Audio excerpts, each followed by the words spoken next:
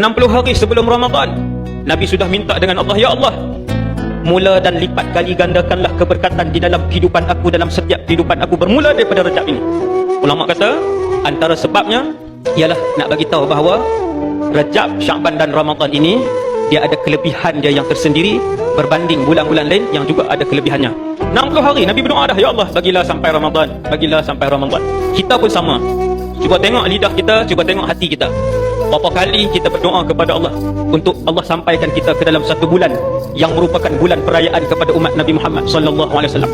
Kalau kita sebut cerita tentang Al-Imam Syafi'i, seorang dia aja, tak payah cerita yang 100 orang lagi. Imam Syafi'i khatam Quran 60 kali dalam bulan Ramadan. 1,5 bilion umat Islam hari ini tak ada seorang pun yang saya rasa boleh mencapai tahap ini. Ramai orang Islam tapi tak seorang pun boleh sampai. Kita bila dengar cerita Imam Syafi'i khatam 60 kali dalam bulan Ramadan, kita kata macam kisah dongeng kan. Sebulan nak habis 30 juzuk pun susah. Bulan. Jadi keberkatan ni lah, keberkatan masa, keberkatan keluarga, keberkatan anak-anak, keberkatan ringgit, keberkatan kehidupan, inilah yang diajar oleh Rasulullah sallallahu alaihi wasallam. Minta daripada awal Rajab supaya bila masuk satu Ramadan, bukan baru nak pangat Injil, bukan baru nak buah satu. Masuk Ramadan, kita dah berada pada dia yang 4 dah. Mula sekarang.